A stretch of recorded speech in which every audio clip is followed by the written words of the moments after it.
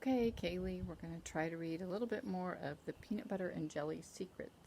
Yesterday, the iPad said I ran out of memory or storage, so we'll try it again. So, the line of children moved through the outside doors and onto the playground. Alex reminds me a little bit of Junie B. Jones. As Alex passed Mrs. Tuttle at the door, she was almost sure that her teacher looked at her in a funny way. Alex kept marching out the door and all the way to the far fence of the playground.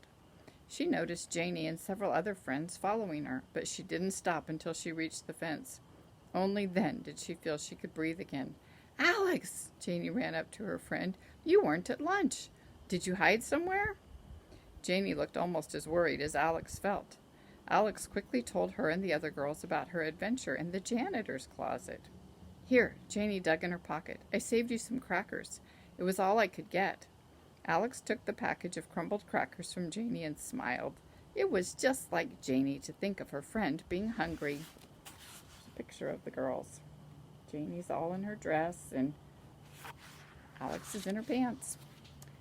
Alex was so grateful and so glad to see her friend again that she did something unusual. She gave Janie a great big hug.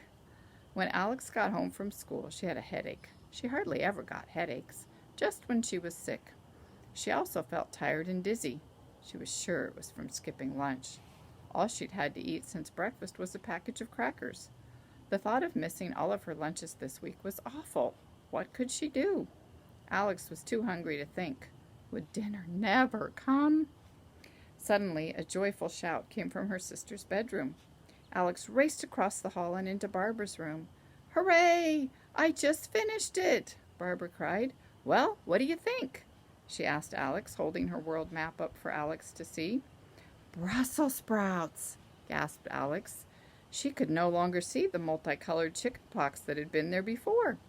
In its place, a greenish glow appeared. Above the glow, brilliant green bands of color arched across the sky over Alaska and Canada. Beams of light shot upward through the bands toward the middle of the sky. The longer Alex stared at the map, the more beams seemed to flash and sparkle, almost as if they were moving. How had Miss Mushy done it? "Amazing!" whispered Alex. She turned to her sister. "Mom's right. You should be an artist when you grow up." "Think so?" grinned Barbara. "I think it turned out pretty good myself." She put an arm across Alex's shoulder. "Thanks for the idea, Squirt." Just then Mother called, "Dinner!" "Finally!" Alex shouted. She raced downstairs to the dining room and was the first to plop into a chair.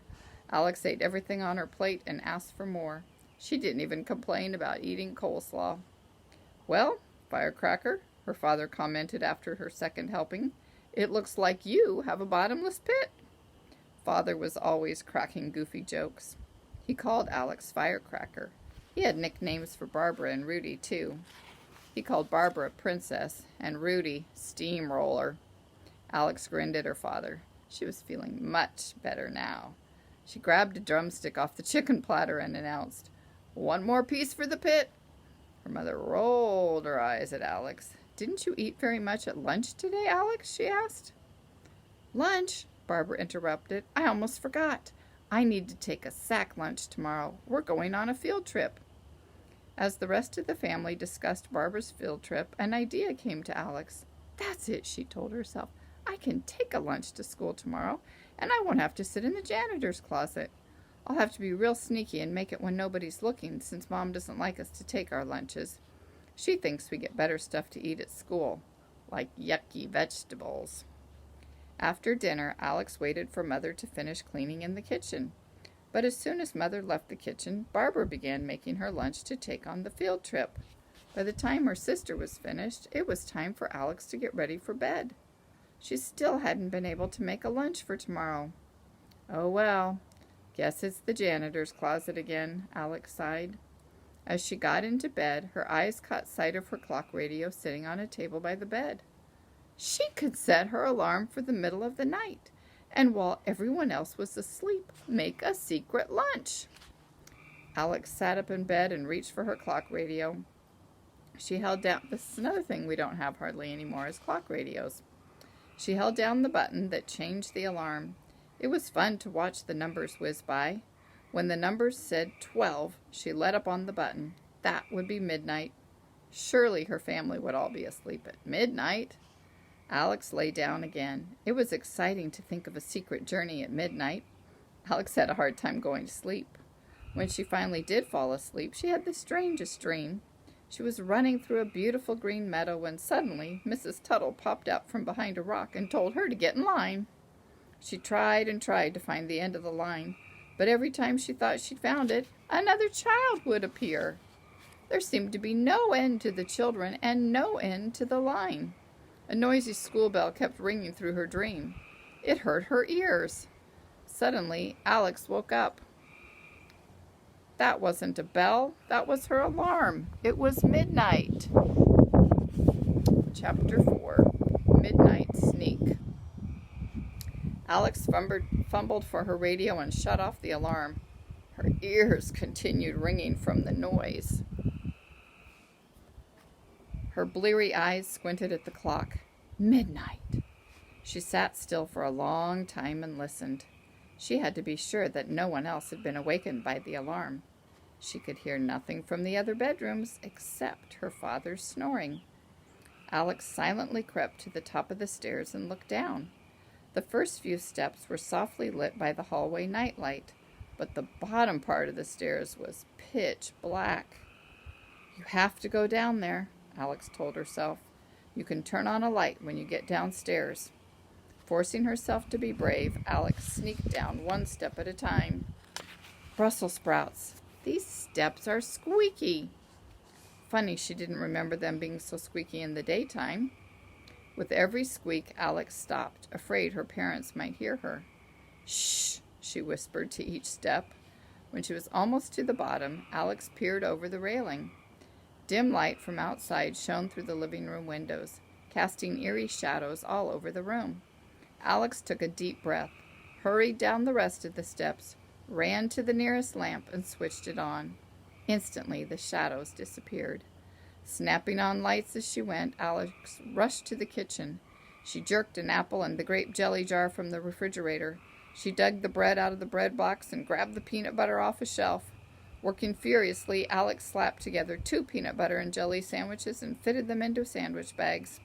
She quickly rinsed off the apple and dried it. She dumped all of it into a paper sack, trying to not let the bag rustle too loudly. As she worked, Alex kept glancing over her shoulder, half expecting to see someone watching her. She felt like a burglar in her own house. After dropping a handful of cookies into the sack, Alex carried it carefully over to her backpack, which was hanging on a hook by the front door. She stuffed her lunch inside her pack, wincing at every rattle it made. Phew, Alex sighed. That's done. Now all she had to do was turn off the lights and go back upstairs to bed. She returned to the kitchen and flipped the light switch. Immediately, the kitchen was filled with shadows. There's a picture of her working on her lunch. Alex hurried through the dining room and switched off the light. Entering the living room, she stopped by the lighted lamp.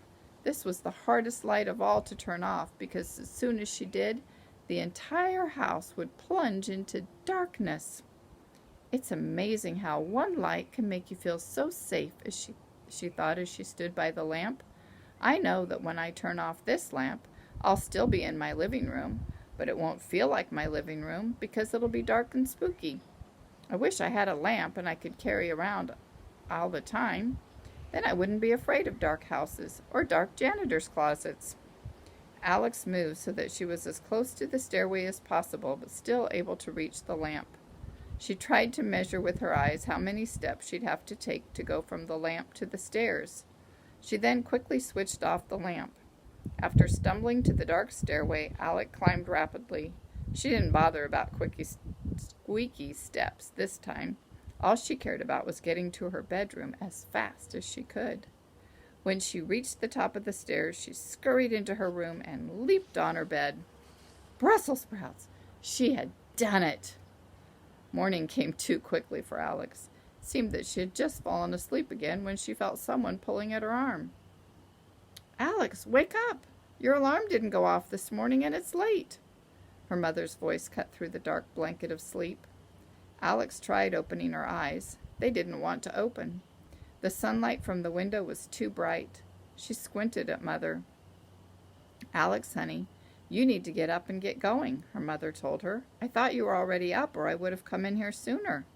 You must have forgotten to set your alarm. Come on, hop out of bed." Alex did not exactly hop out of bed. She kind of rolled, slid, and fell out of bed. "Get some clothes on and run downstairs," ordered Mother. "Your breakfast is already on the table."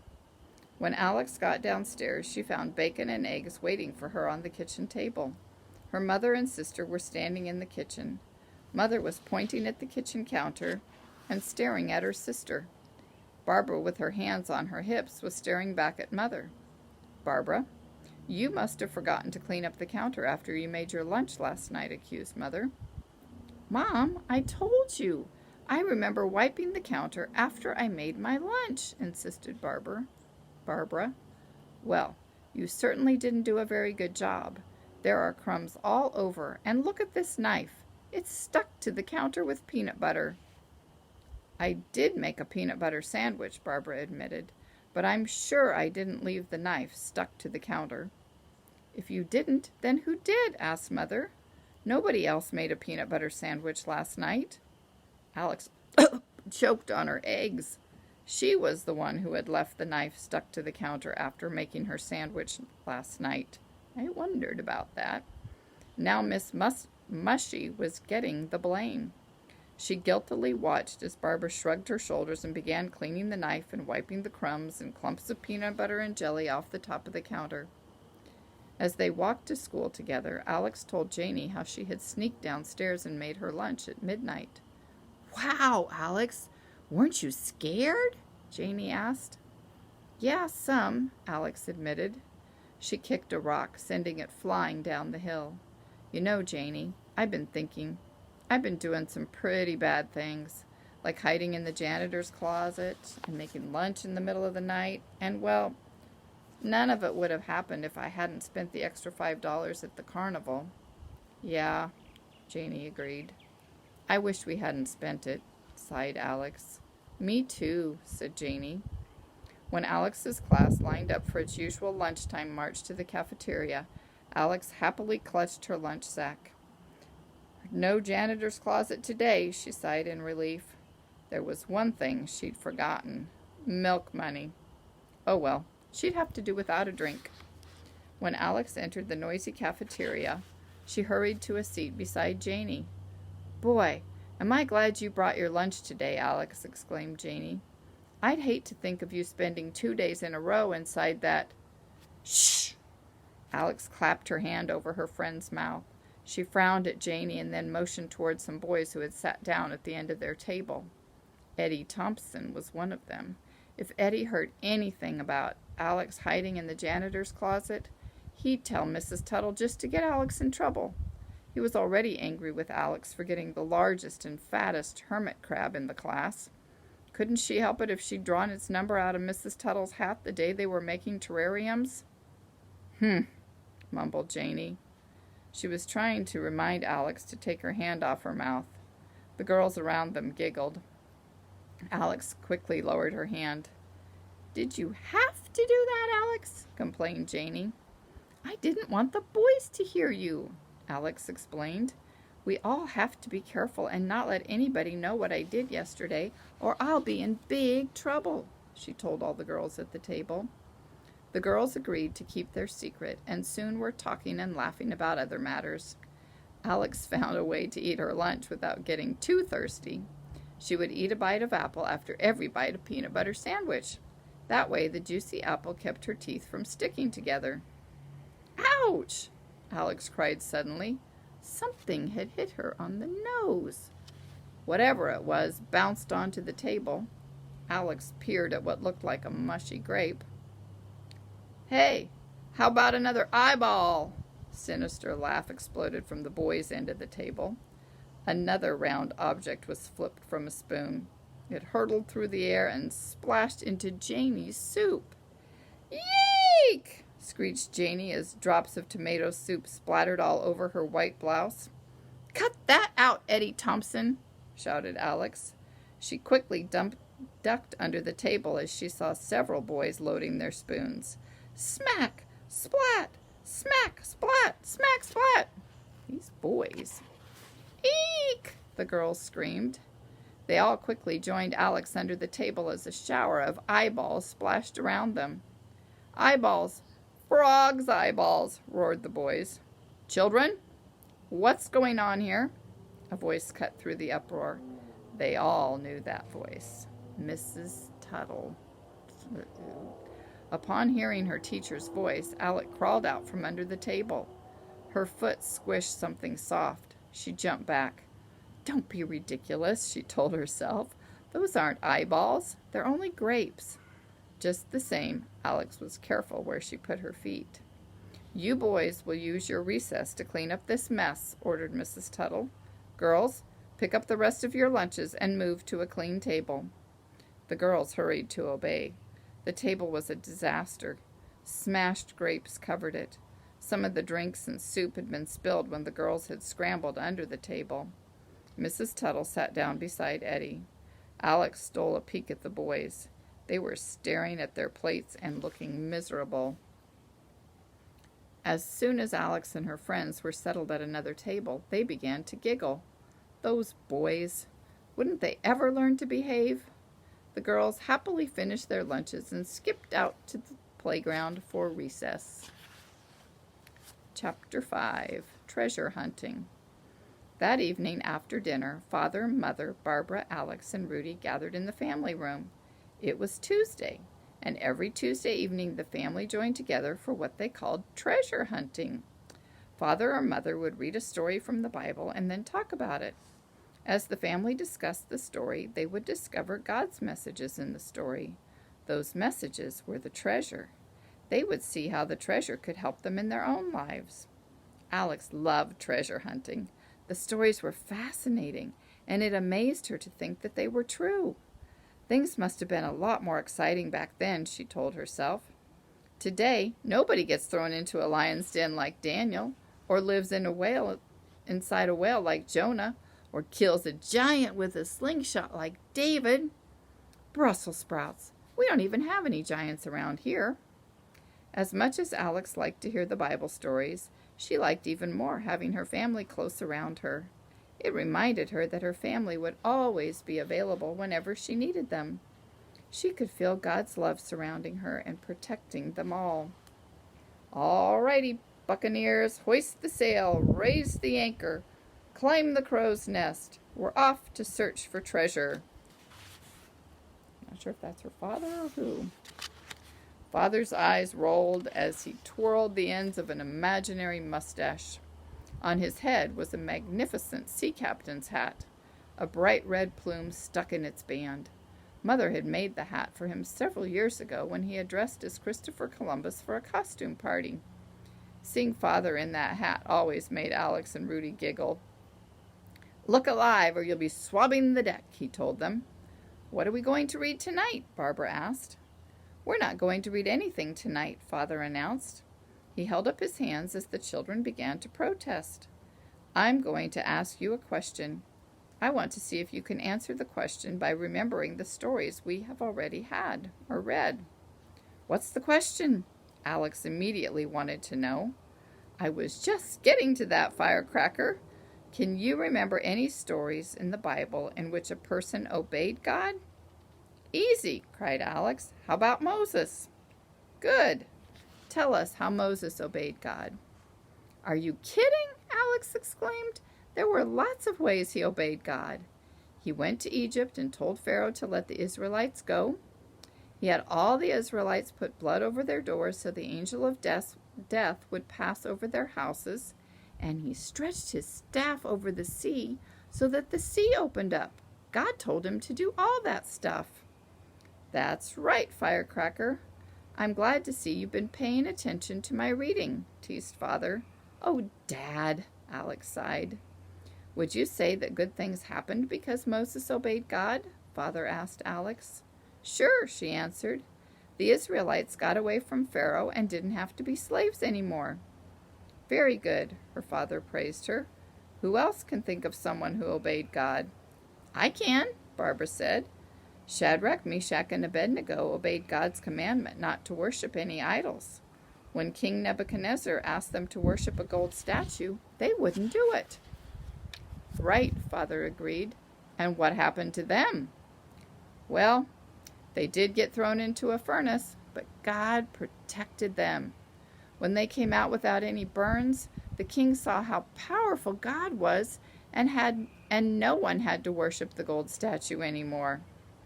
All the time that Barbara was speaking, Rudy bounced up and down on the sofa, his eyes sparkling. As soon as she finished, he popped up from his seat. I know one, he cried. Who? Father asked him. Noah, Rudy proudly announced.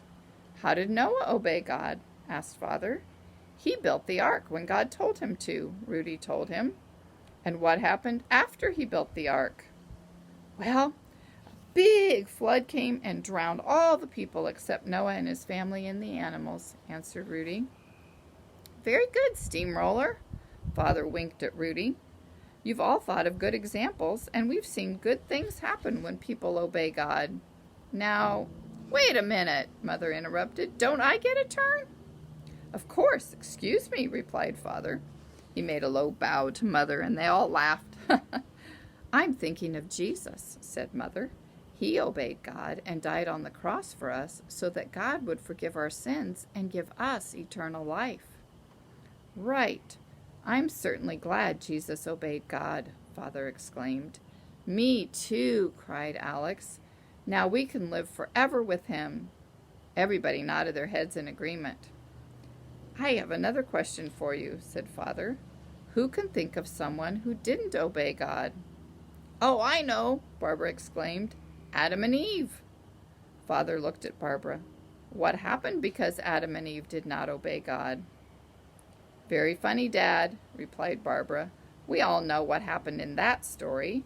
You know, evil came into the world, and that's why the world's in such a big mess now. I have to agree with that, said Father. Adam and Eve listened to Satan instead of to God. They ate an apple that God told them not to eat. They disobeyed God. Did you know that to disobey God is a sin? Look what happened to the world when Adam and Eve disobeyed. Yes, Firecracker, I can see you're bursting to tell us about someone else, Father chuckled. Jonah, shouted Alex. God told him to go to, some city. Nineveh, Mother helped her. Oh yeah, Nineveh, Alex continued. And Jonah didn't want to go, so he got on a ship to go somewhere else. Then God sent a huge storm, and the men on the ship threw Jonah overboard, and a big fish swallowed him. Do you remember how long Jonah stayed inside that fish, Firecracker? Asked Father. 3 days and 3 nights, Alex answered. Jonah certainly had a rough time when he disobeyed God, didn't he? Added Father. How about you, Steamroller? Can you think of anyone who did not obey God? Rudy rolled his eyes. He was thinking hard. Barbara leaned over to him and whispered something in his ear. Oh yeah, he cried. That lady that turned into salt. Father and Mother smiled at each other. Alex and Barbara giggled. Do you mean Lot's wife? Father asked Rudy. Yeah, Lot's wife. She looked back at the city that was burning. The angels had told her not to, but she did it anyway, and she was turned into a big, high, oh, you know. Rudy couldn't think of the word. He looked to Father for help. A pillar, Father prompted him. Yeah, a pillar. She turned into a pillar of salt. Rudy pointed at his mother. Mom, if we ever have to leave our house because it's on fire, don't look back. Just don't look back. Everybody howled with laughter. Rudy looked confused because he was serious. He did not want his mother turned into a pillar of salt. Don't worry, Rudy, soothed Mother as she put her arms around him. If any angel tells me not to look back, I won't look back. I promise. Father smiled and said, We have seen good things happen when people obey God, and bad things that happen when people don't obey God. God wants us to obey Him, but like everything else, we have to learn how to obey. Sometimes that can be hard work. So God gave us certain people on earth that we must obey to help us learn obedience. Who do you think those people are? We have to obey the police, suggested Barbara. That's right. Anybody else? Father asked. Teachers, called Alex. Yeah, teachers, agreed Rudy, folded his arms across his chest, wrinkled his nose. Teachers and police are good answers, agreed Father. But I'm thinking of two special people that God gives to children that teach them how to obey. Oh, said Barbara, nodding her head. You mean our parents? Oh, echoed Alex and Rudy. Rudy remembered Barbara's world map he had almost ruined, and Alex remembered the $5 she shouldn't have spent at the carnival. Well, goodness, you two, their mother laughed. You look like you expect us to tell you to jump off a bridge or something. Father chuckled. Obeying your parents isn't so bad. God says in the Bible, children, obey your parents in the Lord, for this is right. So you see, by obeying your parents, you are also obeying God.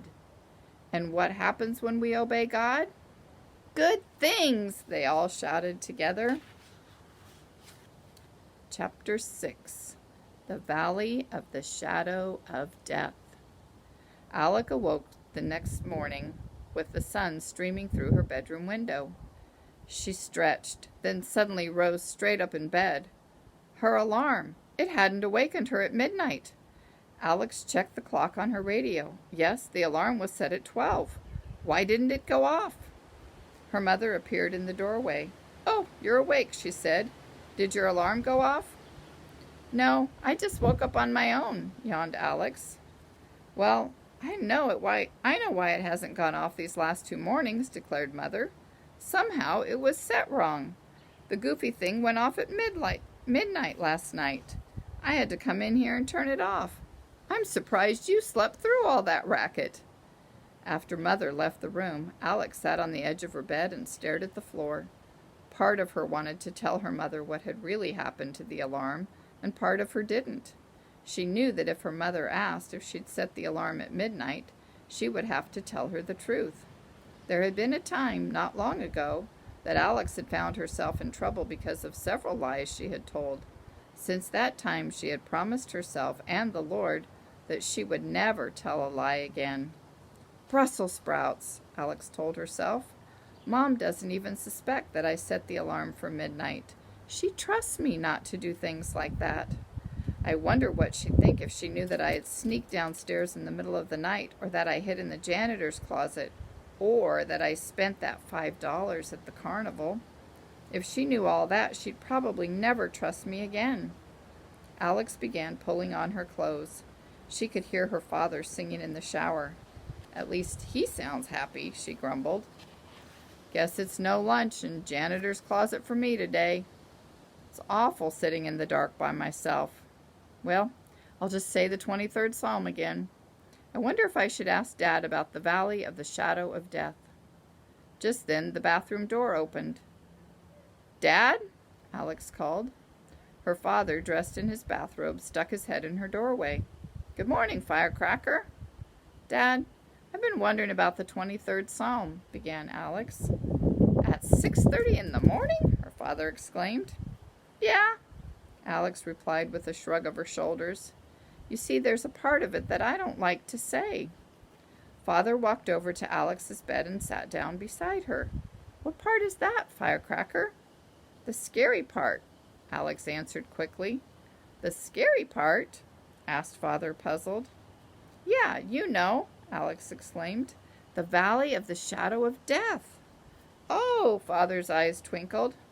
I remember a time when that was the scary part for me, too. He put his arm around Alex and hugged her close to him. You know, Firecracker, sometimes we feel afraid. Maybe we're even in danger, or perhaps we are very worried about something. I call those troubled times the valleys. You mean like the valley of the shadow of death? Alex interrupted. Exactly, Father replied. We all have valleys in our lives, but no matter how dark those valleys may seem, we can go through them without fear by trusting Jesus to guide us. There they are, sitting on the bed together. The Bible tells us that Jesus is our shepherd and we are his sheep. What does a shepherd do for his sheep? Well, he walks with them, replied Alex. Right, agreed Father. And what else does he do for his sheep? He watches them, Alex answered again. He walks with them and watches them to keep them from harm, Father nodded. A shepherd scares off enemies that try to attack his sheep, and he makes sure that his sheep stay on the right path. And that's what Jesus does for us too. He scares off our enemies and keeps us on the right path through the valleys in our lives. Why do we have to go through those creepy valleys anyway? Wondered Alex. To get to the top of the mountain, of course, Father grinned at Alex. Huh? What do you mean? What mountain? Asked Alex. Every spring, her father told her, a shepherd leads his sheep to higher ground. He wants to get them to the mountaintop, to their summer fields of grass. The easiest way to climb a mountain is to go through the valleys along the mountain slope. But what does that have to do with us? Alex was puzzled. We aren't climbing any mountain. Oh, but indeed we are, Firecracker, Father told her. We are climbing the mountain of faith. Every time we allow Jesus, our shepherd, to lead us through the valleys, we increase our trust in him. Just like a flock of sheep has to depend on its shepherd to get them through the valleys, so we have to depend on our shepherd. That builds faith, and we climb higher up the faith mountain. Brussels sprouts, Alex cried. That almost makes me want to go through more valleys. Father laughed. This may sound strange, Firecracker, but the more valleys we go through, the stronger we get and the higher up the mountain we climb. A sudden loud voice broke into their conversation. What are you two doing? Mother stood in the doorway, hands on her hips, staring in amazement at Father and Alex. Do you know what time it is? Mother went on. You're both going to be late. Neither one of you is dressed, and I already have breakfast on the table. Mother tapped her foot in pretend anger. We were having a very important conversation, Father explained to Mother. He winked at Alex and hurried out of the room. Alex rushed around her room, hurriedly grabbing her shoes and socks. She was so glad that she had talked with her father. She felt much better about having to sit in the janitor's closet today. She would go through that valley with her shepherd. The rest of the morning went quickly, too quickly, and soon Alex found herself lining up with her class for lunch. Lorraine gave Alex a sympathetic look as she stepped behind Lorraine at the end of the line. Lorraine was always the last one in line. She was too shy to move ahead of anyone else. Alex felt her knees shake as she followed the line down the hallway. Could she escape her teacher's keen eyes again and duck into the janitor's closet without being noticed? As the line moved past the closet door, Alex glanced at Mrs. Tuttle. Her teacher was not looking. Alex quickly sidestepped to the door and whisked inside. Darkness covered her. I will not be afraid, she told herself. Yea, though I walk through the valley of the shadow of death, I will fear no evil, for thou art with me. Thy rod and thy staff, they comfort me. As Alex repeated the words over and over, she began to imagine a shaded mountain valley with green grass and a beautiful mountain stream running through it. The picture of the valley brought Alex a feeling of calmness and peace. In fact, she felt so peaceful that she decided to step farther into the darkness and explore the closet.